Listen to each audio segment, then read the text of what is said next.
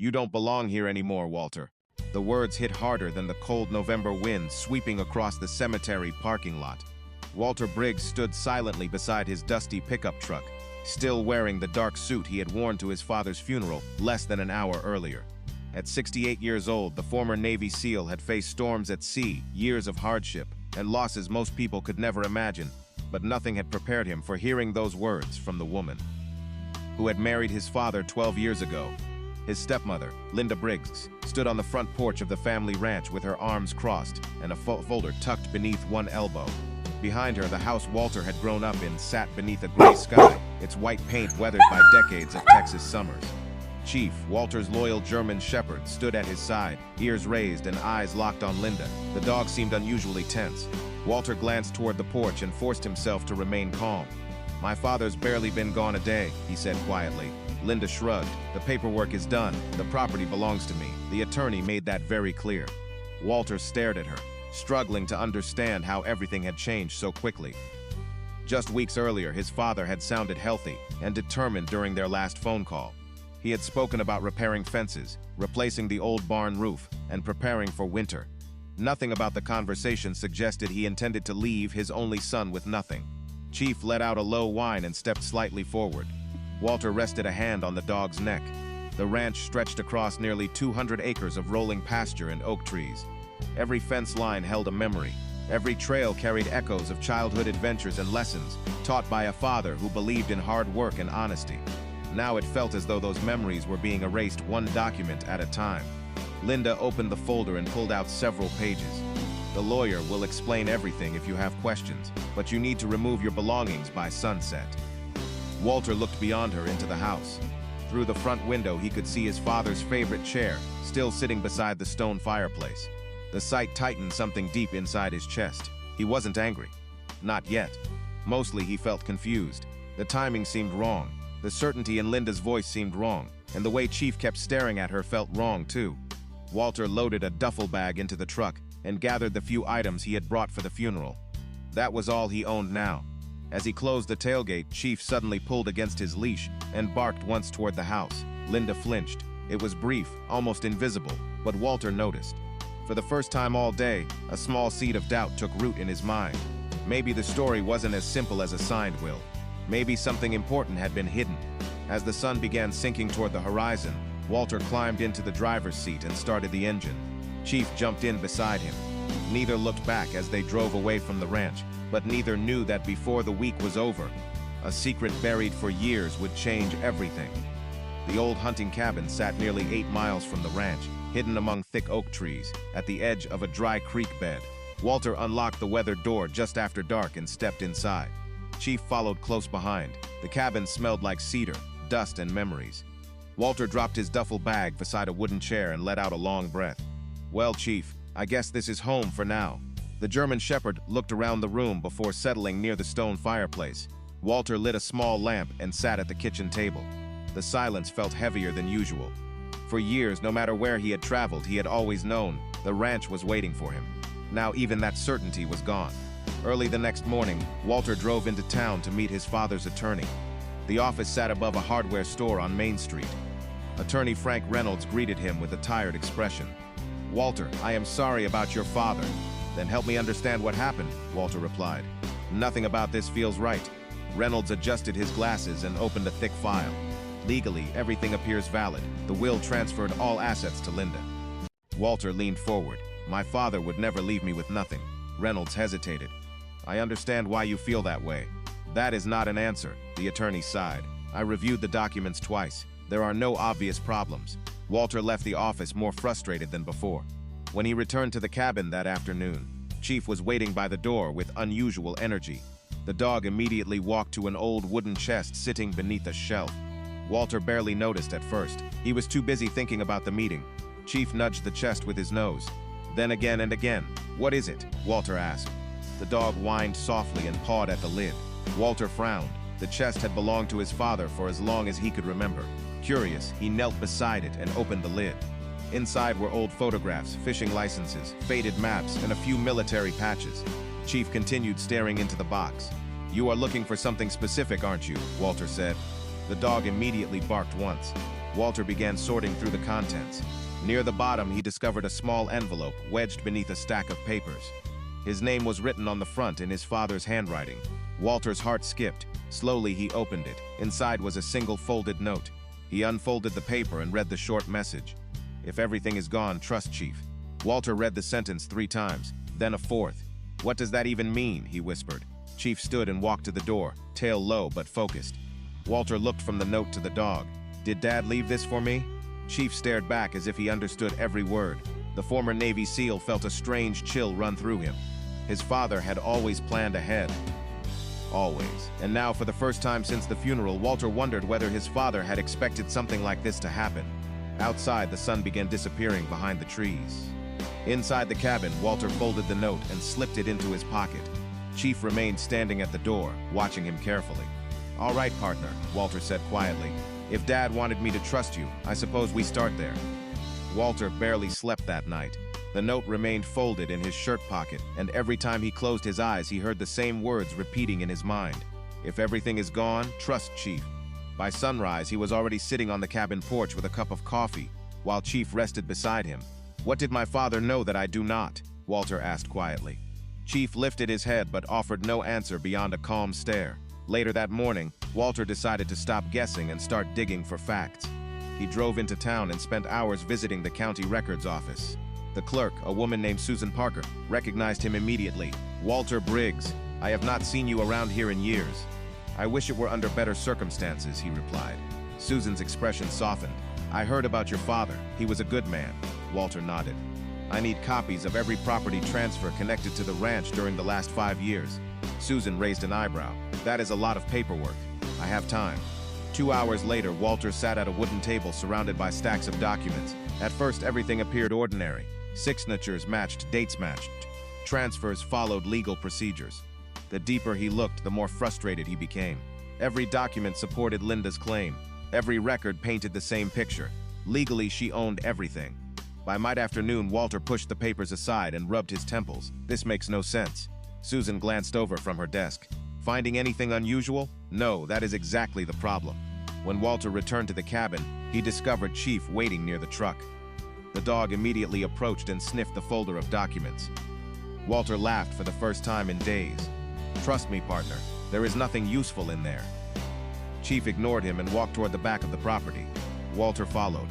The dog stopped near an old fence line and stared toward the distant ranch lands several miles away. "You miss it too, do you not?" Walter said. Chief remained focused on the horizon. That evening, Walter received an unexpected phone call. The number belonged to his father's longtime friend, Earl Thompson. "Walter, I heard what happened," Earl said. "Your father would be furious." "You and me both." There was a pause. "Listen carefully," Earl continued. "About 6 months ago, your father told me something strange." Walter sat upright. "What did he say?" "He told me that if anything ever seemed wrong, I should pay attention to Chief." Walter felt his pulse quicken. "He said that?" "Word for word." Walter looked across the room at the German Shepherd. Chief was lying beside the fireplace, but his ears immediately perked up when his name was mentioned. "Did he explain why?" Walter asked. "No, I thought he was joking." After ending the call, Walter sat silently for several minutes. First the note, now Earl's story. 2 separate warnings pointing toward the same dog. None of it felt accidental anymore. As darkness settled outside, Walter unfolded the note once again. Chief stood up and walked to the cabin door, then he looked back. "What is it?" Walter asked. The dog whined softly. Walter opened the door. Chief stepped outside, stopped near the truck, and stared toward the distant direction of the ranch. For several long seconds, neither moved. Then Walter slowly slipped the note back into his pocket. "All right," he said. "Tomorrow we stop looking at paperwork. Tomorrow we follow you." The next morning, Walter loaded a shovel, a flashlight, and a small tool bag into the back of his truck. Chief was already waiting beside the passenger door. "You seem pretty confident about this," Walter said as the dog jumped inside. "I hope one of us knows where we are going." The drive to the ranch took nearly 20 minutes. Walter parked along a county road just outside the property line. He did not want a confrontation with Linda, and he certainly did not want to be accused of trespassing. Chief immediately jumped from the truck and began moving along the fence. Walter followed. For almost an hour, they walked through open pasture, scattered oak trees, and sections of old fencing that Walter remembered helping repair as a teenager. Several times, Chief stopped to sniff the ground, only to continue moving again. "You are making this difficult, partner," Walter muttered. Around noon, Chief suddenly changed direction and headed toward the abandoned horse barn on the far side of the ranch. Walter froze. The barn had not been used in years. His father had talked about tearing it down more than once, but never followed through. The structure sat nearly half a mile from the main house and was hidden behind a line of large cedar trees. "Why here?" Walter asked. Chief broke into a trot. When they reached the barn, the German Shepherd immediately began circling the area behind it. Walter watched carefully. The dog ignored the barn itself and focused on a patch of ground near an old water trough. Then Chief started digging. Dirt flew behind him. Walter folded his arms. "You brought me all the way out here for a hole?" Chief continued digging. 5 minutes passed, then 10. Walter finally walked over. "There is nothing here." Chief stopped, looked directly at him, and barked once. "You sound exactly like my father when he thought he was right." The dog immediately returned to digging. Walter sighed and knelt beside the hole. The soil looked ordinary at first, but then something caught his attention. The dirt beneath the top layer appeared more compact than the surrounding ground. He picked up the shovel and pushed it into the earth. A few minutes later, the blade struck something solid. Clang! Walter froze. He pushed away more dirt. Clang! The sound came again. Chief stepped back and watched. Walter's heartbeat quickened. "What did you find?" He dropped to one knee and cleared more soil with his hands. A flat metal surface slowly emerged beneath the dirt. It looked old but surprisingly intact. Walter uncovered another section, then another. What he saw made no sense. It was not farm equipment. It was not a water pipe. It appeared to be part of a large steel structure, buried beneath the ground. Chief began pacing excitedly around the site. Walter wiped dirt from the metal and discovered what looked like the edge of a reinforced hatch. His pulse accelerated. No way. He grabbed the flashlight from his tool bag and continued clearing the dirt. After another 20 minutes, the outline became unmistakable. A steel door, hidden underground, completely concealed beneath decades of soil. Walter sat back and stared at it in disbelief. Chief moved beside him and rested his head against Walter's shoulder. For several seconds, neither moved. Finally, Walter looked at the dog and shook his head. "All right, partner," I officially admitted. Chief tilted his head. Walter smiled for the first time in days. "You knew something I did not. Now let us find out what my father wanted us to see." Walter spent the next hour carefully clearing dirt from around the buried steel hatch. The structure was much larger than he had first imagined. Chief stayed close, watching every movement, as if he had been waiting years for this exact moment. By late afternoon, enough of the hatch was exposed for Walter to see a heavy metal handle and what appeared to be an old mechanical locking system. He brushed away more dirt and examined it closely. "This was not built by accident," he said quietly. "Somebody spent serious money putting this underground." Chief wagged his tail once. Walter chuckled. "You look awfully proud of yourself." The dog barked softly. Walter gripped the handle and pulled. Nothing happened. He tried again with more force. Still nothing. "Of course it is locked." He sat back and studied the mechanism. Years of military training had taught him patience. Rushing rarely solved anything. As he examined the hatch, he noticed a small engraved plate partially covered by dirt. He cleaned it with his sleeve. His breath caught immediately. The plate contained only 3 words. "Property of W. Briggs." Walter stared at the inscription. "Dad." For a long moment he said nothing. The discovery confirmed what he had already begun to suspect. His father knew this place existed. More importantly, he wanted Walter to find it. Chief suddenly turned toward the barn and began growling softly. Walter looked up. A pickup truck was approaching along a distant ranch road. Instinctively, he crouched lower. The truck slowed near the barn before stopping about 100 yards away. Walter recognized it immediately. It belonged to Linda. "That is the last thing I need right now," he muttered. From behind the barn he watched as Linda stepped out and looked around the property. She appeared nervous rather than confident. She checked her phone repeatedly and walked several circles around the area before returning to the truck. Walter frowned.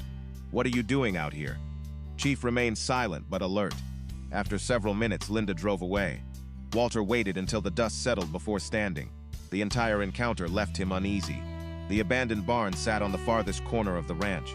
There was no practical reason for her to visit it, unless she already knew something about what was hidden nearby.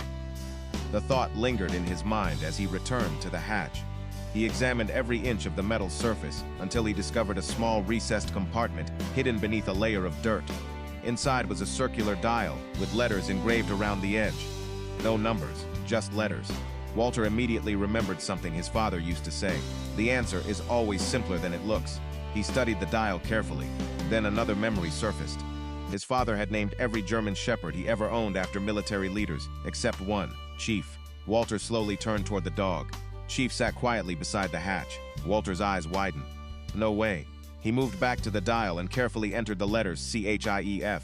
For several seconds, nothing happened. Then a loud metallic click echoed beneath the ground. Walter froze. Another click followed, then another. The locking system released with a deep mechanical sound that had probably not been heard in decades. Chief immediately stood. Walter looked at the dog and laughed in disbelief. "You have got to be kidding me." He grabbed the handle and pulled once more. This time the hatch slowly opened several inches, revealing darkness below. Cool air drifted upward from somewhere deep underground. Walter shined his flashlight into the opening, but could not see the bottom. Chief stepped closer and stared into the darkness. Walter swallowed hard. Whatever waited below had been hidden for many years, and now for the first time, the secret was finally opening. Walter aimed the flashlight into the opening and finally spotted a steel ladder disappearing nearly 15 feet below ground. Cool air continued, rising from the darkness. It smelled dry, clean, and untouched. Chief stood beside him, completely focused. "Well, partner," Walter said quietly, "we have come this far." He secured the flashlight to his belt, tested the ladder, and began climbing down. Chief followed without hesitation. Seconds later, Walter's boots touched a concrete floor. He swept the flashlight across the room and stopped breathing for a moment. The underground chamber was far larger than he expected. Concrete walls surrounded a space nearly 40 feet long and 20 feet wide. Heavy steel shelves lined both sides. Dust covered everything, but the room appeared perfectly preserved. "Dad, what were you hiding down here?" Chief moved ahead, carefully inspecting the area. Walter followed. On one shelf sat dozens of neatly organized binders. Another contained lockboxes, sealed containers, and stacks of documents. Near the far wall stood 3 large safes, but something else immediately caught his attention. Mounted above a workbench was a framed photograph of Walter, and his father taken nearly 20 years earlier. Walter slowly approached it. Beneath the photograph sat a small brass plaque, engraved with a message. "For Walter, if you are reading this, trust what you find here." Walter felt his throat tighten. "You knew I would come." Chief nudged his hand gently. Walter smiled. "Looks like you were part of the plan all along." He continued exploring. The room contained decades of records, property deeds, tax files, business contracts, survey maps. Everything was labeled with remarkable precision. His father had organized the chamber like a military archive. Then Walter noticed a small digital recorder resting alone in the center of the workbench. A yellow note was attached to it. "Play this first." Walter stared at the recorder. Suddenly the room felt very quiet. He picked it up carefully. The battery indicators still showed power. "I cannot believe this." Chief sat beside the bench as if waiting. Walter pressed the play button. Static crackled briefly before a familiar voice filled the chamber. It was his father's voice, older than Walter remembered, but unmistakable. "Son, if you are hearing this, things did not happen the way I hoped." Walter froze. The voice continued. "Before you read anything else, before you trust any document, I need you to listen carefully." Walter lowered himself into a nearby chair. Chief remained beside him. "I built this vault because there were things I could not risk losing. Some people believe wealth is money. They are wrong. The most valuable thing a family owns is the truth." Walter swallowed hard. The recording paused briefly as his father took a breath. Then came words Walter never expected. "If Linda controls the ranch, then events unfolded exactly as I feared." Walter sat upright instantly. Every muscle in his body tensed. Chief's ears lifted. The voice continued. "What you are about to discover will explain everything. But first, understand this. None of what happened was your fault." Walter stared into the darkness, beyond the flashlight beam. For the first time since the funeral, he knew, with absolute certainty, that his father had been preparing for something long before his death. And whatever truth waited inside the vault was far bigger than a disputed inheritance. Walter sat motionless as the recording continued. His father's voice echoed softly through the underground chamber. "Several years ago, I began noticing things that did not make sense. Money disappearing from accounts. Documents moved from places where I knew I had left them. Questions being asked about assets that were never discussed publicly." Walter exchanged a glance with Chief. The German Shepherd remained beside him, calm and attentive. "At first I convinced myself I was imagining it," his father continued. "But eventually the evidence became impossible to ignore." Walter leaned forward. Every word felt heavier than the last. "I hired a private investigator. What he discovered changed everything." Walter's eyes widened. He reached for the volume control and turned it slightly higher. The investigation revealed repeated attempts to gain control of ranch assets through legal restructuring. Nothing criminal, nothing dramatic, just a series of carefully planned steps designed to concentrate ownership into fewer hands. Walter slowly shook his head. Dad knew, the recording continued. I confronted Linda. She denied everything. I wanted to believe her. I truly did. But trust once broken is difficult to rebuild. Walter closed his eyes briefly. For years, he had assumed his father and Linda had a stable marriage. Now he realized there had been struggles hidden beneath the surface. That is why I created this vault, the voice explained. Everything important was duplicated and stored here. Every deed, every contract, every financial record. Most importantly, every revision of my estate plans. Walter immediately opened one of the binders stacked on the nearby shelf. Inside were neatly organized copies of legal documents dating back more than a decade. Then his father's voice spoke words that stopped him cold. The will currently on file is not the final version I signed. Walter stared at the binder. What? He whispered. Chief immediately lifted his head. The recording continued. The final version leaves the ranch, mineral rights, investment accounts, and family trust to you. Copies are stored in Vault Section C. Walter stood up instantly and scanned the shelves. Large letters marked each section. He quickly found Section C and pulled out a thick gray binder. Inside sat a notarized document bearing his father's signature. Walter's hands trembled slightly as he turned the pages. Everything matched what he had just heard. The ranch belonged to him, always had. How is this possible? He asked aloud. Then another sentence from the recording answered him. If this version disappears from public records, someone intentionally replaced it. Silence filled the room for several seconds. Walter felt a mixture of shock and disbelief. The evidence was right in front of him. Yet one question remained. Who had replaced it and how? The answer arrived moments later. His father's voice grew noticeably more serious. You will also find correspondence between Linda and a financial consultant named Robert Hale. Read those files carefully. They explain far more than I ever could.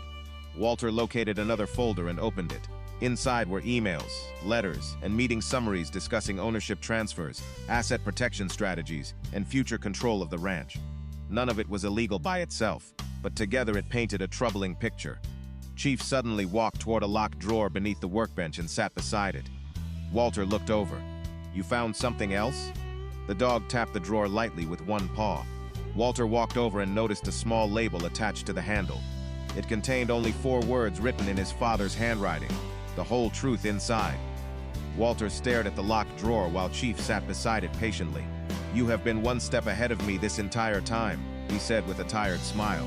The label on the drawer remained impossible to ignore. The whole truth inside. Walter searched the workbench until he discovered a small key taped beneath the bottom edge. His father had hidden it in plain sight. That sounds like something you would do, Walter muttered. He inserted the key and slowly opened the drawer. Inside sat a thick envelope, several flash drives, and a leather journal worn from years of use. Walter opened the journal first. The handwriting belonged to his father.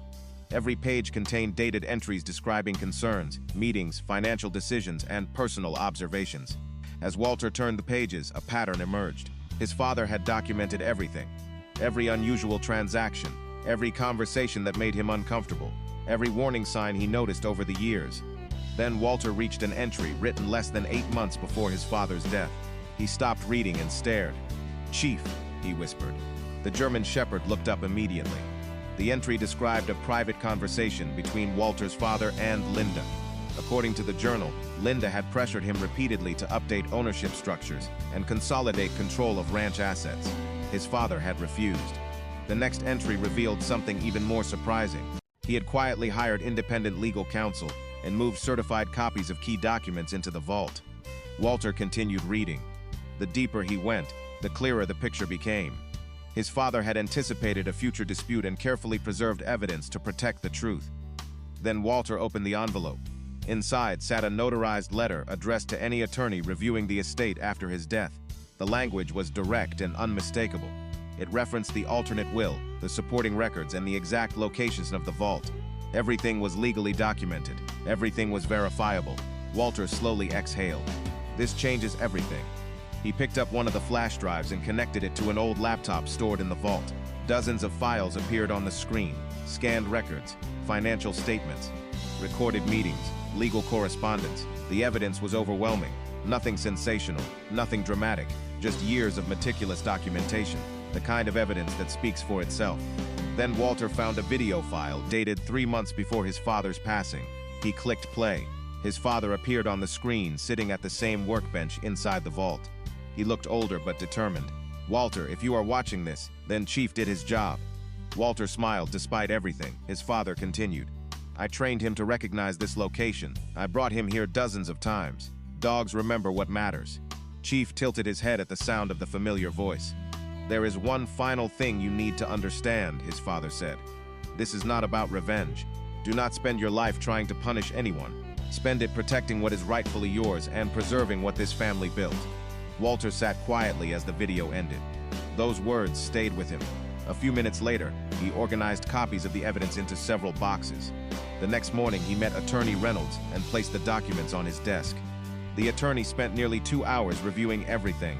Finally, he removed his glasses and looked directly at Walter. "I have practiced law for 30 years, Reynolds said. "I have never seen a case documented this thoroughly." Walter folded his arms. "What happens now?" Reynolds looked down at the evidence once more. Then he smiled. "Now the truth finally gets its turn." 3 weeks later, Walter stood once again on the front porch of the ranch where he had grown up. The difference was that this time he was not standing there as a visitor. He was standing there as its rightful owner. The legal review had moved quickly once the evidence from the vault was verified. The alternate will, the notarized letters, the financial records, and the preserved estate documents all confirmed his father's intentions. Several property transfers were reversed through the proper legal process, and ownership returned to the structure his father had originally established. Walter never celebrated the outcome publicly. He remembered the final advice from the video: protect what is rightfully yours and preserve what this family built. That became his focus. One afternoon, Attorney Reynolds stopped by the ranch carrying a folder. "I thought you would want the final paperwork in person," he said. Walter accepted it and smiled. "Thank you for believing me." Reynolds laughed softly. "I did not believe you at first." "Fair enough. Then your father started presenting evidence from beyond the grave." Both men shared a quiet laugh.